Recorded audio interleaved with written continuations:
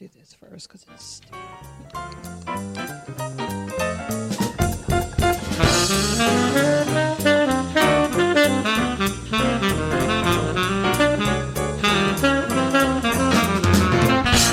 Hey, good afternoon, everybody. Welcome to Eleanor's Elite Radio, and I'm your host, Eleanor. Today we have a special treat. We have here with us Mr. Tiki Bar Music himself, Mr. Paul Marquis. Paul, hey. Thank you so much for being here. Good to be here. Thank you, doll. I understand you're going to give us a wonderful treat later with some of your musical talents. You got it. Yeah, all right. We'll run the route. All right. I'd like to tell everybody that you can call in today, speak to Paul or myself, and the number here is 321-806-3159. Call in anytime, no time specified. Just don't call when he's playing music. I'd like to remind everybody that they can hear our show three ways: phone, desktop, and tablet. All you have to do is download the free Talk Network Radio app. It's on Google Play, and you can hear our show. Paul, you into hearing some news, some good, not so good, and some really stupid news? That is life. All right. All right. Let's do this. First off, I have a sponsor that I'd like to mention, Mr. John Maselli. Great guy. I met him a while ago. He's been very instrumental in my life and with my career. He is a loan originator. He lives here locally in Brevard County. He specializes in financial services. He offers credit repair counseling, loan products such as home purchase mortgage loans, rate reduction, mortgage refinances to lower your current interest rate. He does cash out refinances, the leverage of equity in your home. He works with veterans, offers 100% financing with only a 10-minute application. John will work with you to verify the status of your VA entitlement. If you're 61 and over, which I'm not there yet, think about maybe a home equity conversion mortgage. Gives yourself additional income if you want to fly to Italy, possibly Positano. And if you do, call me here at the studio and I will come with you. Seriously, John Maselli is a wonderful man, and his phone number is 321-266-0703. His NMLS number is 1555704. Thank you for that.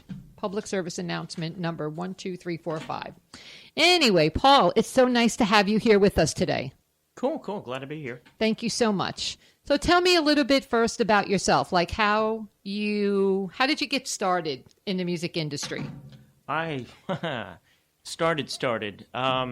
Second or third grade, I started taking ukulele. And, looking back at it, I think it was because at the time, it was the early 70s. I think everybody was into Tiny Tim and everything like that. So imagine like a room of like 30 kids playing ukulele, like C, C, C, D, D, D. And so I did that. I was born in Melbourne, and then spent a few years over in Kissimmee because my dad was one of the original wet Imagineers of Disney World. And so that's where I learned the ukulele, and then we moved back to Melbourne, and believe it or not, they didn't have that kind of system set up here in the school system. So I stopped playing for a while and started again around when I was 12 or 13 playing guitar, and it just kind of evolved from there. I started hearing music, and at first I couldn't write it down because I hadn't played music in a while. Right. And So I started taking guitar lessons again, everything like that, so I could start placing the chords and stuff. And just developed from there. I think I started playing out when I was about 15. There was a place called the Wine Gallery on the beach side in Melbourne a long time ago. I remember that. Yeah, they don't have it anymore, though. This would have been about, no. Yeah. This would have been about 1982. And I think that was my first performance.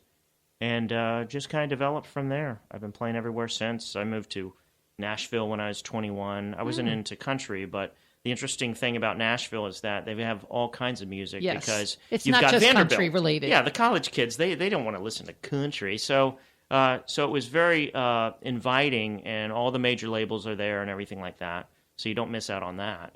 And but in the long run, I mean, I went on the road and all that stuff. I did all those things. But the place just kind of didn't appeal to me. I think it was a lack of water, a lack of sunshine, a lack of the ocean. Well, when you're used to Florida. Yeah. So I ended up moving back. But I mean, I played Cocoa Beach Surf Fest and East Surf Fest and all that a million times, and all the clubs and stuff. So just been doing that. And you have a lot of events going on, but we're going to get into that in a minute. This weekend we have the air show at the Melbourne Right. International Airport. Oh, yeah, they've been flying over my head. Yes, they fly over and they do their practice. I have a wonderful place over there who's putting on the whole show, Jet Atlantic. It's a private airport. Cool. And there's a couple of people there I want to thank. That's Kim, Carol, and Anthony Erdogan. So funny because that has the same last name as me. Oh, See? yes, that's right, because he's my son. Well, that would make sense. Wonderful blonde hair, blue eye, very single young man. And he works over there very diligently and helps a lot with, getting the show together and doing everything, everybody tells him. Awesome. And like I said, it's a great group of people over there. So if you have time this weekend, I will absolutely be there. I will be speaking to some of the pilots, if permitted. I will try to get to interview them. So please stop down to the Melbourne International Airport and come see Eleanor's Elite Radio and come give a shout out, and we'll maybe, if you're not too vulgar, we'll put you on the radio. Let's see what else I have going on. That's a great event, by the way. It is. Last year they had this huge drone. It's like the world's biggest drone. Yes. Size of a regular jet or what have you. So you're always going to see something you haven't seen before. Yeah, they had. I know there was supposed to be a large carrier that was coming in, but I think that was canceled due to some kind of emergency. Yeah, we had Air Force One there. About a month but ago. the rest of the show is dynamic. Another quick thing I want to bring up is maybe not for yourself, but for women. It's very important we take care of ourselves. We like to do that, makeup, hair, nails, the whole thing. Well, this weekend I happen to have a broken nail. I know it's so silly, but I have to tell the story. And I called my usual place up all the time, and they couldn't get me in. Well, I had found a place that did walk me in with graciousness. The name of this place is called Polished. It's right on Wickham Road in Melbourne. I have to tell you, I walked in. I didn't even have to stand there for more than 3 minutes. Sit down, took care of me. The prices were comparable, wonderful service. I absolutely recommend everybody go down there if you need to get your toes and nails and everything else done. Wonderful, wonderful thing. I have a little funny thing today. I don't know if anybody knew it, but Friday, since we have national days for everything, National Donut Day, Hot Dog Day, ridiculousness. But anyway, Friday we have National Crayon Day. Paul, did you know this? I did not know that. Well, you do now. Crayola is actually retiring one of their colors out of the 24 box set. What could it possibly be? Well, now the company has not announced what color they will retire, but it will be from the 24 crayon box. So all I'm saying, it better be white, because white for me was always so useless. How about you? No? You got to have colored paper. I'll give you that. All right. Well, give you anyway, Crayola will live stream which color they're going to retire on Facebook. And in the meantime, we'll see what color is going to be going. Anyhow, if you want to join in on this huge world earth-shattering debate, please go on Twitter at Who's Leaving. I think I like burgundy the best. That I've had time to think about. I think that tastes different than all the other ones. I think they all taste the same. Tastes a little berryish. Yeah. Have you ever eaten Elmer's glue as a kid? Oh my goodness. The paste stuff that comes with the stick inside you the jar? Lived till, yeah. It's almost like a spearmint flavor. A little bit. A little minty licorice. I love it. Kind of cow thing I going love on. it. Anyway, we have a little stupid news. I kind of don't want to say it's stupid, but it is really ridiculous. It's not smart. It's a new trend that's going on, and it's called glitter butt. Yes, this is a thing, and you can expect it to see all over Instagram as festival season approaches. Glitter butt. The trend of this creation of Gypsy Shine, of course, UK glitter shop, who strongly believe in the power of throwing glitter all over your face and body, as well as selling glitter. So this new thing now is you're putting glitter on your bottom at the beach. So you have a half a cheek of glitter. Do you just sit on it, or you rub it in? They never really explained the application, but gotta know the that's a good application. question. Or things could take awry. Now, here's another ridiculous news I got off of Reddit. But anyway, Taco Love. There's a guy who owns a beautiful restaurant in the East Village in Manhattan. He's 70 years old. He went to this taco place. He was met by some burglars who beat him so bad that they broke his trachea. All right? He loved this taco so desperately that he not only ate the taco after this beating, but took a picture of it to put on Instagram, and then 4 hours later called the police about the beating. Wait a minute, he had a trachea? Yeah. So did he feed it through his trachea?